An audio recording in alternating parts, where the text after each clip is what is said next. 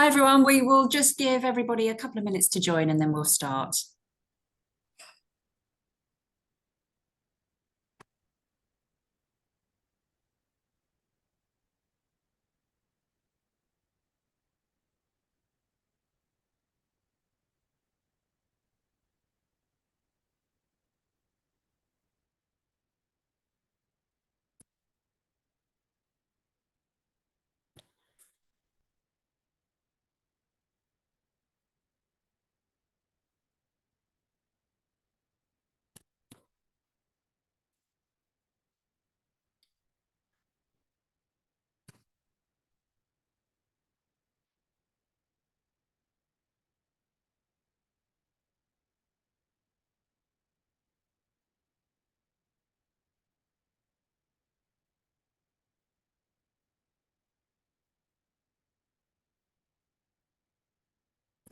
So good afternoon, everyone. Welcome to our webinar. My name's Stephanie. I am a director here at Fraser Jones. We're a global executive HR and recruitment consultancy. I am very excited to be joined today by our wonderful guest speaker, Emma O'Connor. Emma is legal director and head of HR training at Boyes Turner. And for those of you who joined us before, you will know that we previously partnered with Emma for our employment law webinar back in June. This time, Emma's going to be taking you through some of our recent key employment cases here in the UK. Please do add your questions to the Q&A, and if we've got the time, we'll answer them at the end of the session. But if not, we're going to put together a fact sheet and share that with you in the following days. So without further ado, I'm going to hand over to Emma.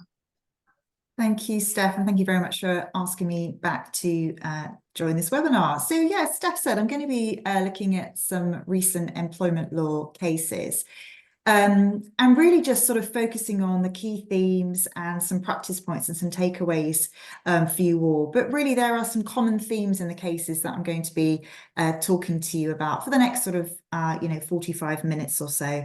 And really that's around particularly managers making assumptions about what employees can and cannot do. Also, a failure to follow internal processes. So again, focusing on the importance of our processes and our policies.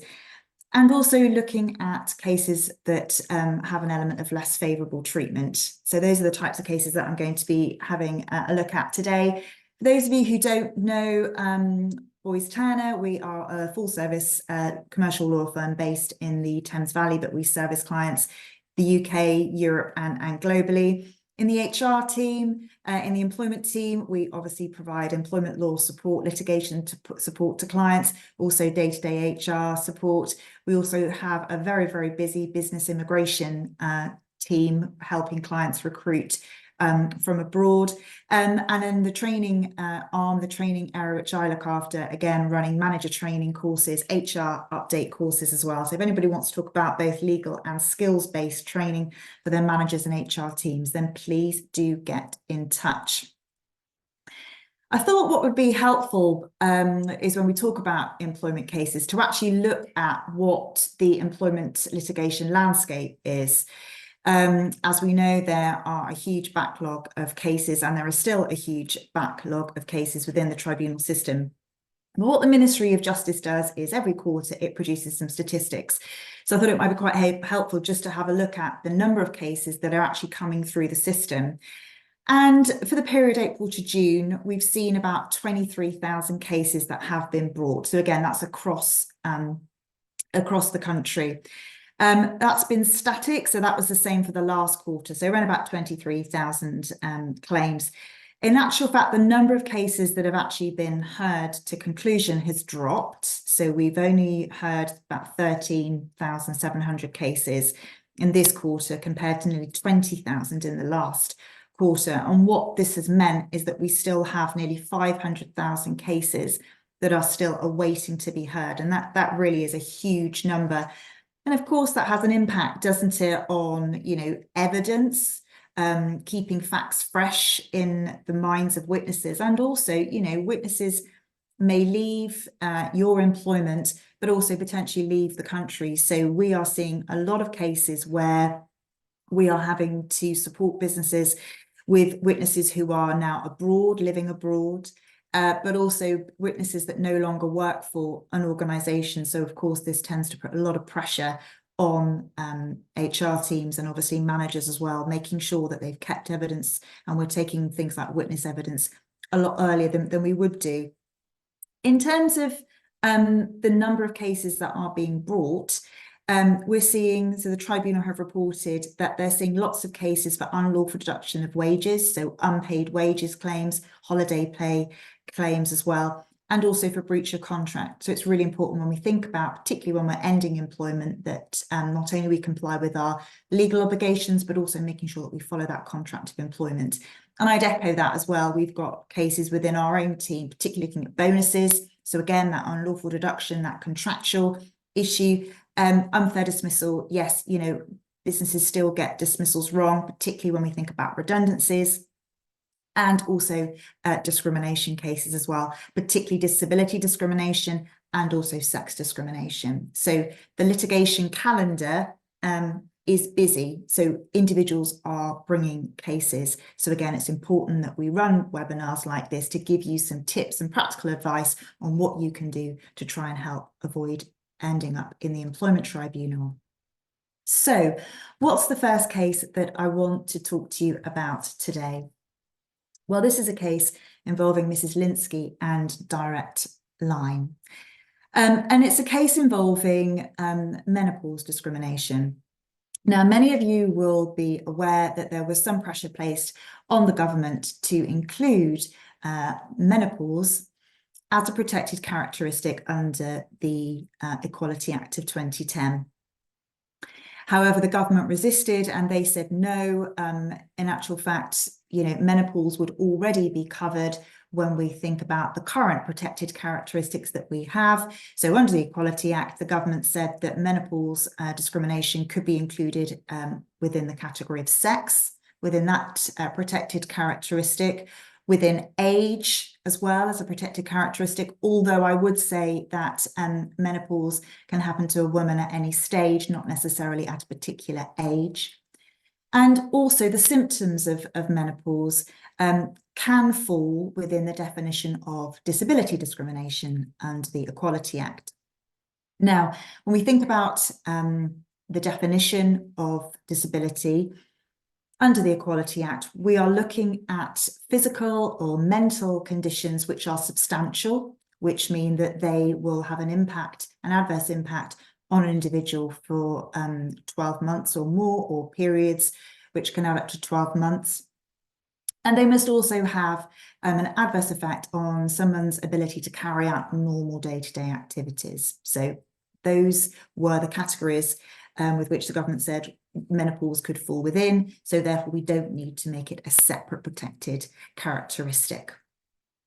So let's think about what happened in Mrs. Linsky's case. So Mrs. Linsky brought claims for sex discrimination, age discrimination, and also for disability discrimination, because she said her symptoms of menopause fell within the definition. And within claims for disability discrimination, we have direct and indirect discrimination claims, but also we have separate claims for the failure to make reasonable adjustments, which is a claim that individuals can bring if they are disabled and their employer has not taken steps to adjust their work to allow them to fulfill their employment, and also disability discrimination arising from a disability. So that's looking at less favourable treatment for something, for a symptom or a consequence of one's disability.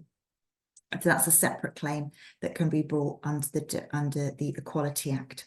So Mrs. Linsky, she worked for Direct Line in their call centre, and she'd been to her GP, and her GP had given her some medication to assist with her symptoms of menopause. And she'd explained to her employer that she had symptoms of menopause, and obviously that she'd been given some medication. So she'd been open with her employer. And initially the employer was very supportive of her, but something happened at work. A complaint was made by a customer. And in discussions with Mrs. Linsky, it was decided that she would be moved from her current team and her current role into another role within the business. Now, that was still within the call centre environment, but her new role would involve less calls, so she would have more time between calls. And that job also attracted less pay, but it seems that it was all agreed that Mrs. Linsky would take that other role. And it also meant that she would have a change of manager as well. She started in the new job, and she did ask her employer if they could change the number of calls that she had. So again, allowing her greater time between calls. And she said this would assist her in being able to obviously carry out her role and assist her with the symptoms that she was experiencing going through the menopause. However, her employer refused. She was also seen by occupational health, and occupational health recommended that some training be undertaken for her, but the employer refused the training on the basis that it didn't have the budget. Issues were then raised about Mrs. Linsky's performance, and she was given a performance warning. And eventually what happened is Mrs. Linsky resigned from her job. And it had also transpired when the evidence was heard that when she was off on sick leave, her manager had said for the company to stop her sick pay to encourage her to return to work. So not a particularly constructive thing to have happened.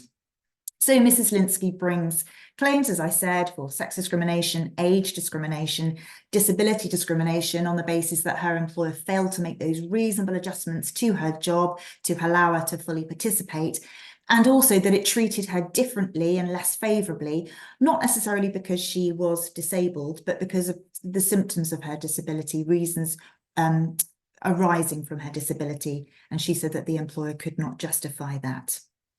So what happened? Well, Mrs. Linsky was successful in her claims. She wasn't successful in her sex or her age discrimination claims, but she was successful in her claim for disability discrimination arising from a disability, and also in her claim for failure to make reasonable adjustments.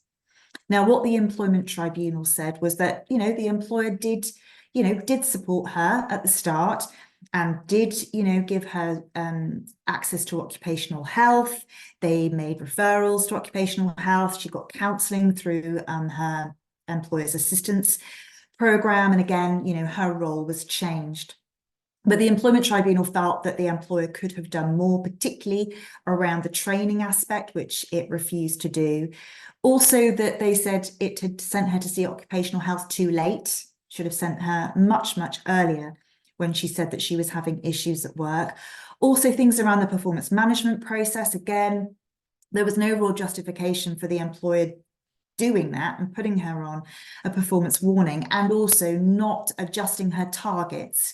Again, that was a failure to make a reasonable adjustment. So as you can see, Mrs. Linsky was awarded £23,000 there for injury to feeling, compensation for the damage that was caused by what happened to her, and also £2,500 for aggravated damages, because the court said that the employer should have conceded that she was disabled, that she had that physical, mental impairment that was substantial and affected her day-to-day ability to carry out normal day-to-day activities, that they should have conceded that point earlier. But because they didn't, they obviously put Mrs. Linsky through additional costs and additional expense there. So lessons learned, I think, particularly around occupational health and using occupational health early.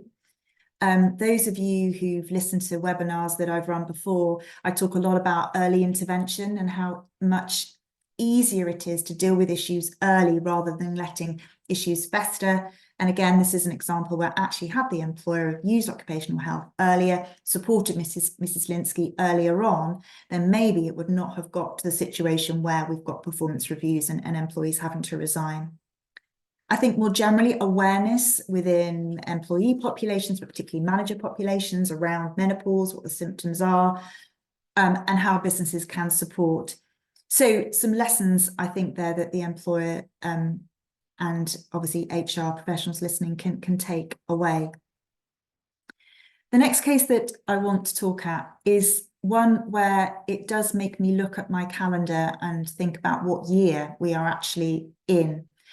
This is the case of Mesem and Bradford Management Services Limited and another, and I'll talk about the significance of and another as we go through.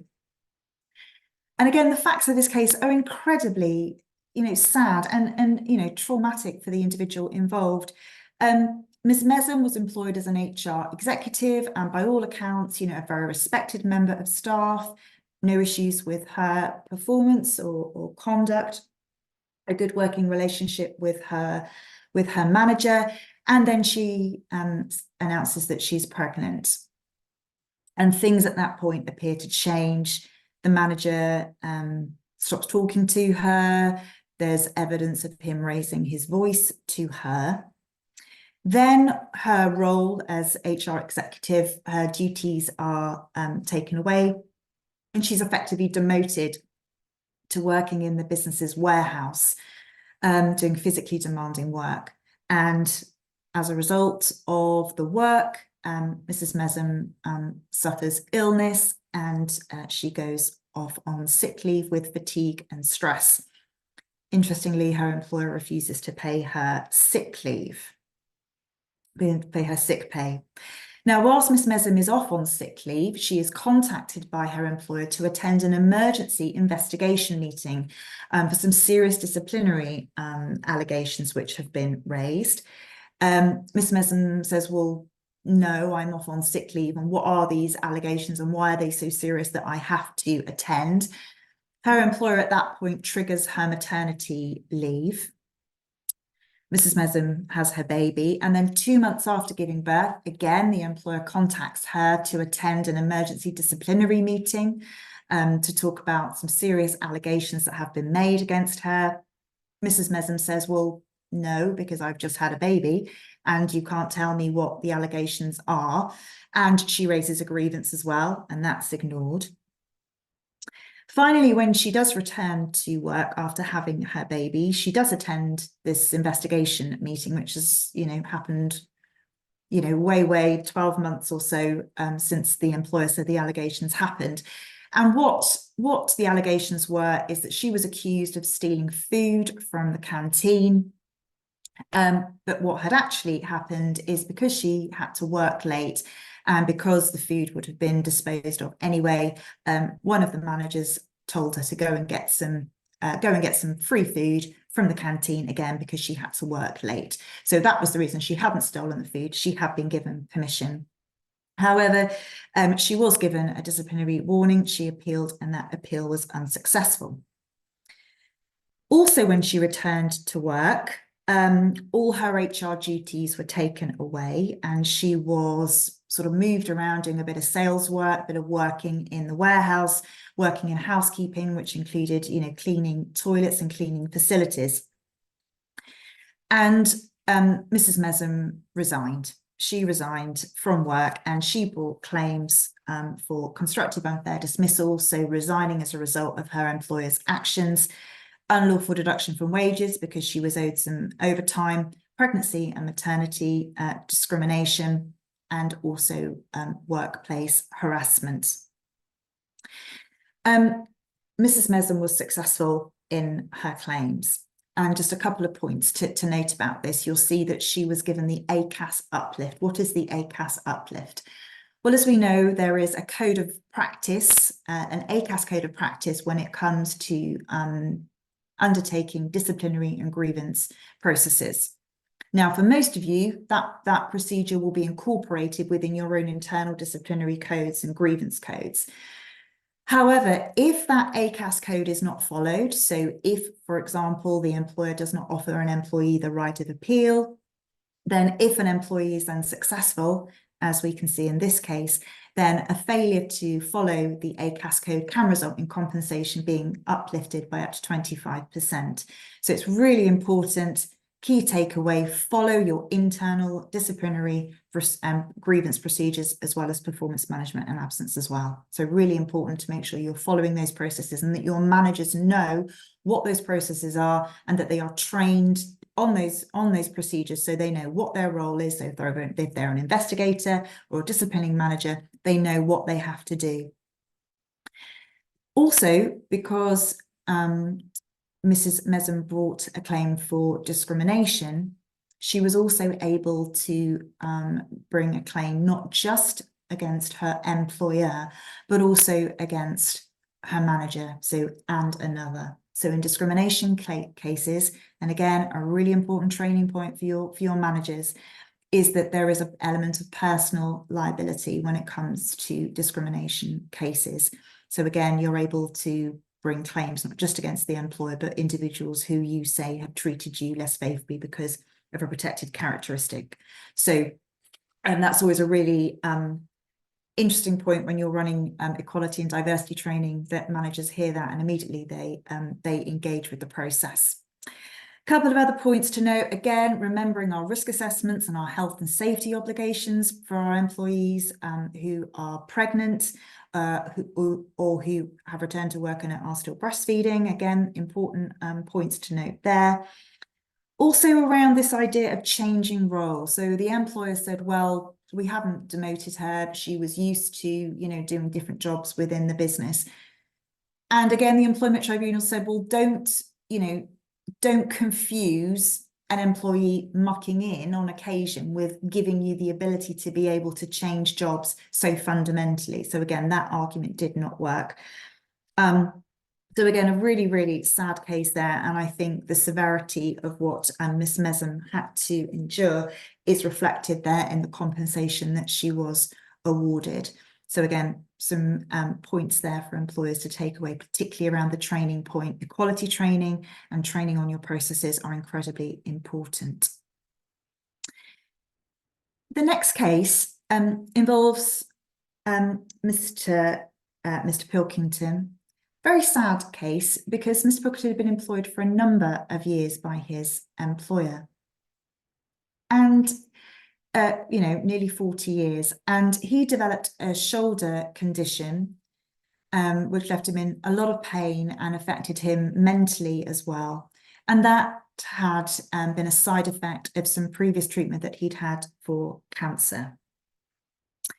Now, he was seen by occupational health, and occupational health said no physical, you know, he cannot perform his job at the moment because he is in so much pain.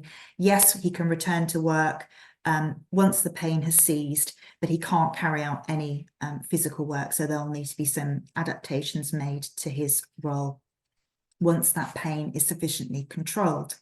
So employee goes off on sick leave. And then whilst he is off on sick leave, he is spotted by a colleague wearing work boots and carrying some bags of potatoes. And this individual then goes back to the employer and says, haha, we've spotted this chap who should be on sick leave, but actually he's doing paid work. So employer, rather than speaking to this long-serving employee and asking them, you know, what's going on? You know, are you working for somebody else? Oh no. What they do is they get some surveillance on him. And sure enough, he is captured by the private eye, yes, in work boots, yes, on a farm, and yes, carrying or helping to lift onto the back of a trailer some bags of potatoes. And again, rather than speaking to the employee about it, they call him into a disciplinary and he is dismissed for gross misconduct. Now, what has actually happened is, yes, he is working on a community farm, but that was actually part of his therapy, which was facilitated by his GP to assist him in helping him with his mental health condition. So what happens? Well, again, claims are brought and claims are brought. So, and he is successful. Sorry, I was just looking at a question we had that has just come in, and actually, interestingly, I'm going to, I'll touch on that when we get to the end of the webinar. So just bear with, and I will answer that question for you.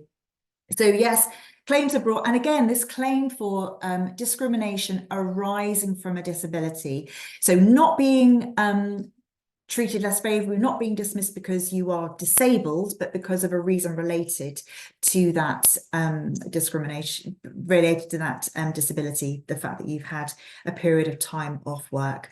So again, claimant in this case was successful in their tribunal claims for disability discrimination and discrimination arising from a disability. So I think, you know, again, it's this point about not jumping to conclusions, not making assumptions. When we're thinking about taking action against an employee, whether that's for their performance, whether that's for their conduct, or if you're handling a grievance, it is so important to keep an open mind and not jump to the fact and always think the worst in every case. You know, this could have been handled so much better and easier, and for a far more, you know, less cost, had the employer actually spoken to the employee. So again, build those high trust relationships with your people, have those conversations. And, you know, this individual had worked for that business for a very long time, and length of service does count. So again, another case where actually, if you could have got hold of the employer much, much earlier, I'm sure we could have had a much better outcome. Redundancy. We are assisting clients on redundancies a lot at the moment, particularly those large-scale redundancies where we're looking at employees, you know, over 100 potential job losses, where we're looking at collective consultation. But whether we're looking at collective consultation or individual consultation, it's important to think about what employers have to do if employees are placed at risk of redundancy.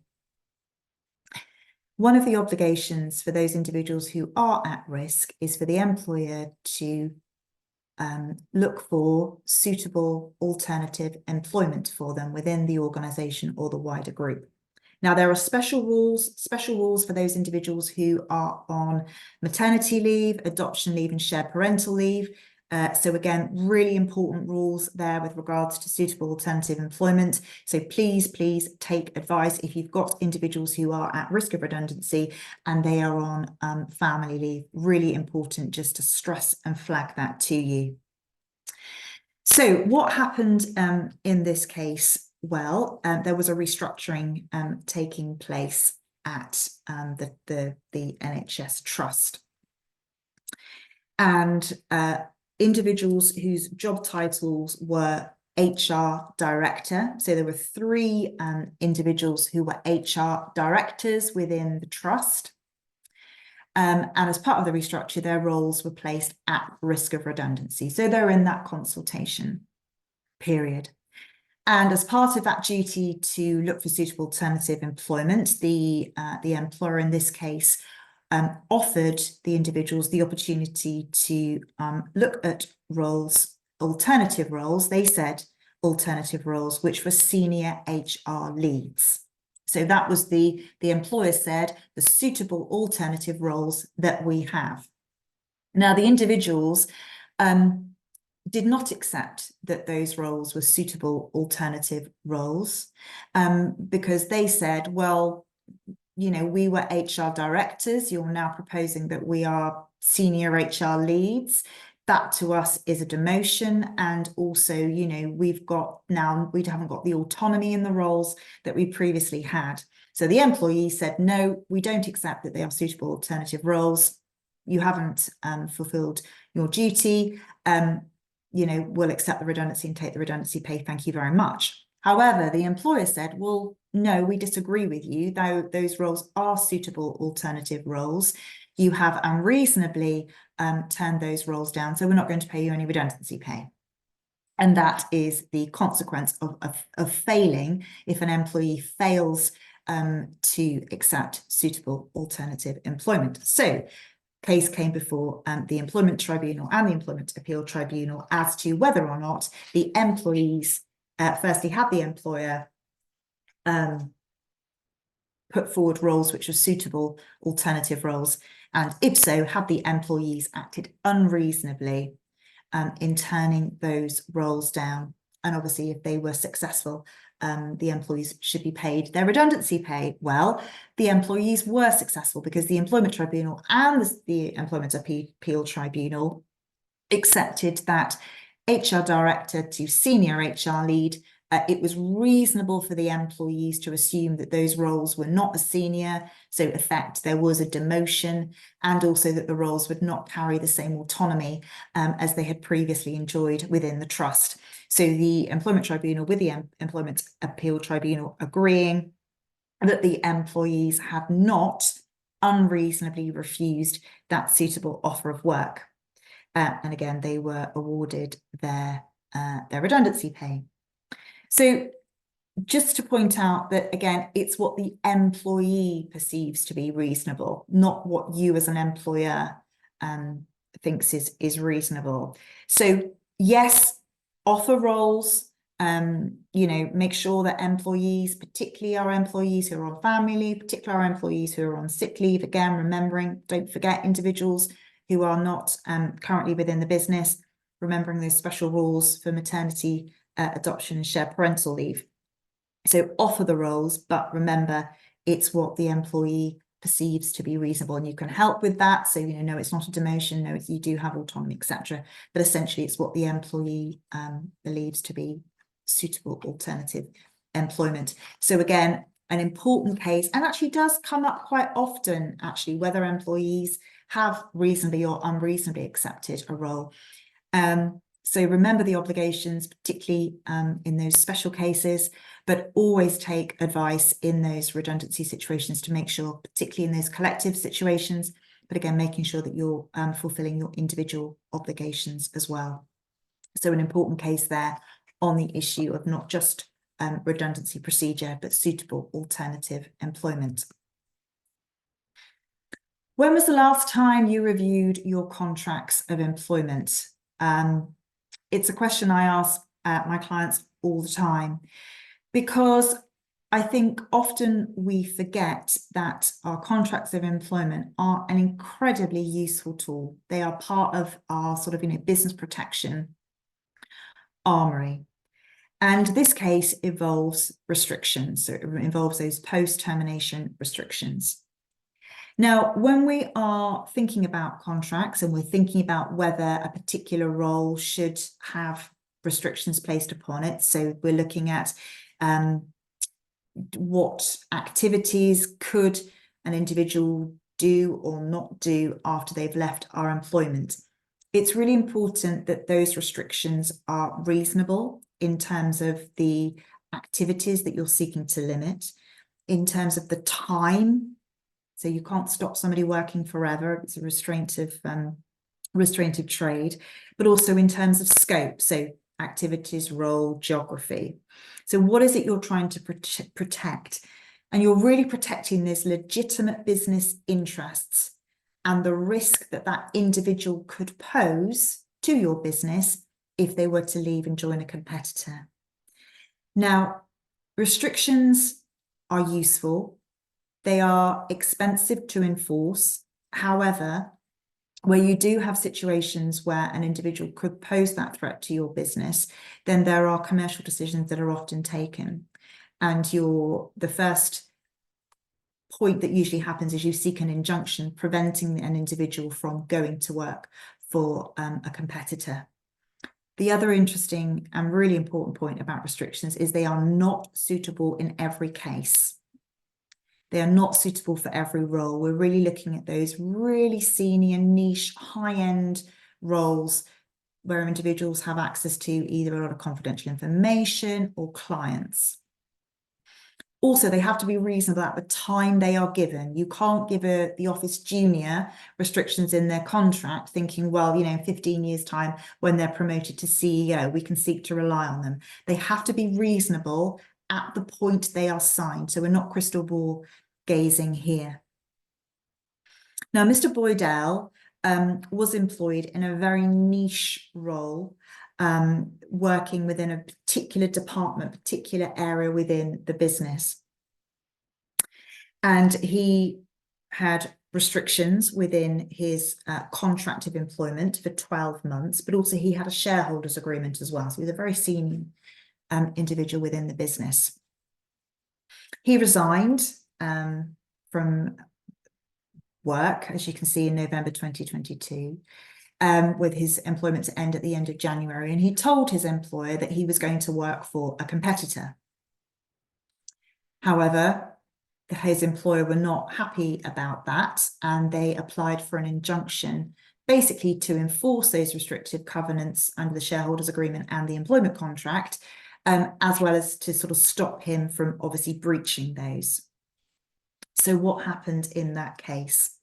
Well, the court said that the restrictions in the shareholders agreement were not enforceable. However, the restrictions within his employment contract were, even though they were for 12 months, which is on the longer side of the restrictive period. So, 12 months is a long time, but again, depending on the role. So in this case, because Mr. Boydell was very senior, because he worked in a very niche market and a niche area of the business, he had access to client information, he had access to extensive knowledge of the business, clients, confidential information, that actually the courts held and also upheld on appeal, that yes, the business was able to enforce those restrictive covenants.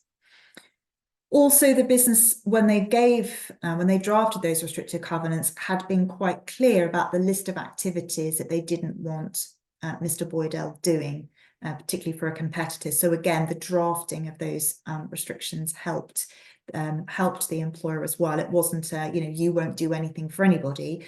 It was a very tailored approach to restrictions. So again, if you are looking at restrictions, you need to really think about the role, the risk, and the potential consequences, and think about how long it's going to take you to be able to shore up those relationships with clients, how long it may take you to recruit.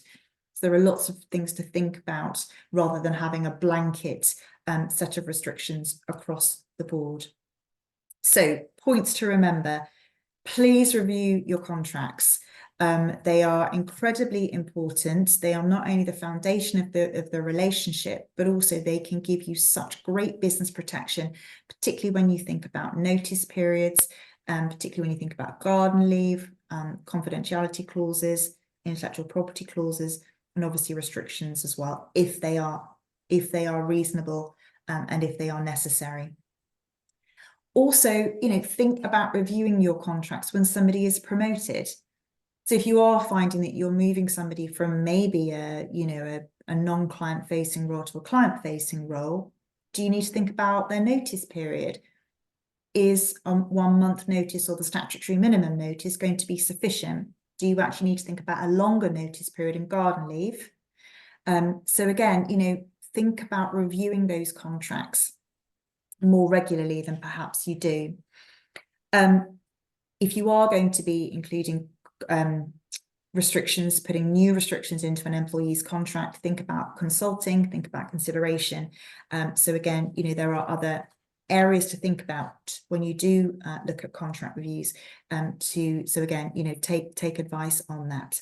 But contracts, I think HR forget just how useful they are in terms of protecting your business. So please do review your contracts on an annual basis to make sure that you're up to date legally, but also that you are using them more effectively to protect your business. So again, if that's something you want to talk about or find out more about, then again, please do get in touch and we can help you with that. So that's a whistle stop around some of the recent cases that we've had, that I think really kind of touch on those key points around processes, around procedures, but also around employers not assuming, or managers not assuming, that employees can or can't do something. So Steph, we've had some questions, haven't we? Yeah, we have. Thanks so much for that, Emma. That was really, really interesting. We've had a few questions actually about the tribunal system. What would you say is the average award for compensation? Yeah, no, an interesting Yeah, an interesting case there. And again, when they're not just about the compensation, but obviously how much it costs to bring an employment tribunal claim as well. If I talk about the costs of bringing an employment tribunal claim, I think costs, yes, there is obviously a monetary cost involved in terms of, legal fees. I mean, a one-day employment tribunal case could cost you anywhere in the region of, £5,000 to £8,000 in terms of legal, maybe £10,000. But it's not just that sort of the legal costs. I think, you're looking at the time as well. So the costs to the business in terms of, lost time, in terms of, taking witnesses away from the business, taking statements. A lot of the time now we see it's not just an employment tribunal claim that has been brought, but we'll get a data subject access request as well. So that will be the start of the process where you'll get an individual who says, I want to see some certain documents about me, my personnel file, whatever it might be. And that gives you some inkling as to whether, obviously, there is a case to answer. Individuals don't need to pay a fee to issue in the employment tribunal. They have to contact ACAS and they have to go through early conciliation, but there are administrative things they have to do rather than physically paying. So there are costs involved in employment tribunal claims.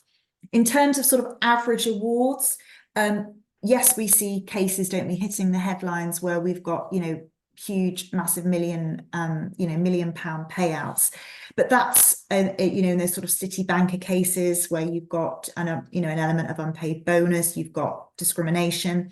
That's often where you've got an individual who's earning a great deal of money, and obviously the impact of either the unpaid bonus or the discrimination means that it's very unlikely that they're ever going to work again. So their element of not only injury to feelings, the damage that's caused by the less favourable treatment, but also the element of loss of earnings as well is going to be higher. Yes, earnings claims for unfair dismissal is capped, but certainly when you've got that element of bonus or contractual claims as well, things to think about, pension losses, etc. So average claims, again, just thinking back to, the Ministry of Justice, the average award for unfair dismissal was £12,000. The maximum award is over 1,000, obviously, or 12 months, whatever is the lower, so that's capped. But again, for discrimination claims, there is no cap for discrimination claims. So again, we saw, and again, just sort of, 2022 to 2023, the maximum award for a discrimination case was for a disability discrimination case where the individual got nearly 1.8 million. So again, there are huge consequences for businesses in terms of in terms of treatment. Another question there is, how would you define it's less favourable treatment? So it can be not being promoted, being dismissed. In the case of harassment, it's where your work environment is hostile, degrading, intimidatory. So it's less favourable treatment. It could be that you have to leave your job because of the treatment that you are receiving because of a protected characteristic. So again, the less favourable treatment will depend on the facts of the case as it might be based on the facts that are there. Thank you. And is there anything particularly that employers can do to avoid ending up in an employment tribunal?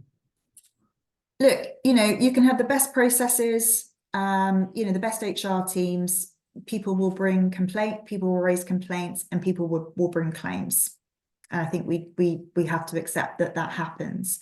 And sometimes, businesses do get things wrong and will get things wrong. So, we have access to justice where individuals, workers, employees, claimants can bring claims within the employment tribunal to ask the court to basically look at how they've been treated and make a judgment. What was I treated less favourably? Was it because of protected characteristic? Have I been unfairly dismissed? Have I been paid all my wages? So we can't stop people bringing claims. And sometimes, you know, businesses do have to accept that they do get things wrong. But I think really, you know, my kind of takeaways are very much looking at early intervention. So, you know, if you've got things around particularly sickness absence or performance management issues, you know, dealing with issues early and being able to, you know, improve performance or improve, you know, the working environment, working relationship, and doing that earlier, much, much earlier. So again, early intervention. Internal processes and policies. Again, when did you last review your company handbooks? We're coming up to the new year. It's a really good time to have a refresh. Are you up to date? Are they culturally where you want to be as an organization?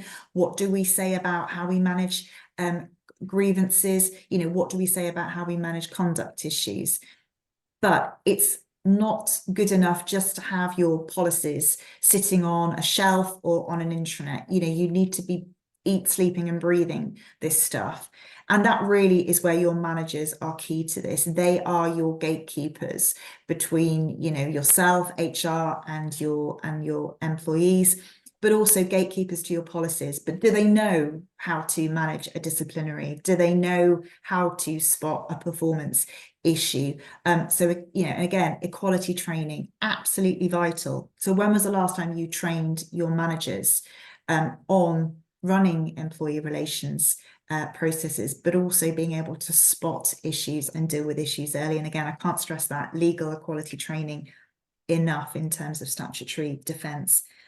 And I think, you know, building up those relationships with your teams, you know, knowing your people, knowing your teams, being able to spot situations, as I've said, being able to have conversations, you know, even if it's, you know, virtually or around the water cooler, just to sort of, you know, find out if things are okay. Can you help? Can you offer any assistance?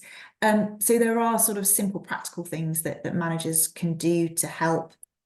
But I think the key one for me is really the training and really kind of knowing what your processes mean and how to ensure, if you're asked to be an investigator, if you're asked to be a disciplining manager, what does that actually mean? And we've seen in a couple of cases there, employers, managers, you know, going into these processes with a completely closed mind and not looking at the facts as they have been described, and making that balance, you know, which person's case do I prefer?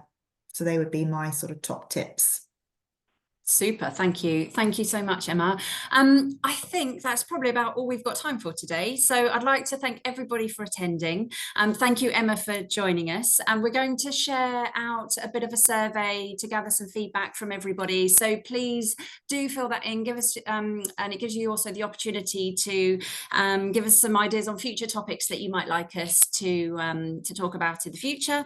A few people have asked if we will be sharing the recording, and yes, we will. So keep an eye on our Fraser Jones website. That will be uploaded on the next few days. And if you'd like to find out any more about the legal perspective side, obviously, please do reach out to Emma directly. And if there's anything from an HR recruitment related perspective that you'd like to talk about, whether that be just general advice on the market, salary benchmarking, or looking at hiring, then I would be more than happy to talk to you about that as well. Our next webinar is going to be in February in the new year, and we will most probably be looking at trends for 2024. I really hope you can join us again then, and I hope you found today useful. Thank you so much, and thanks again, Emma, for joining us. Thank you very much, Steph. Thank you, everybody. Bye. Bye. Thank you. Bye.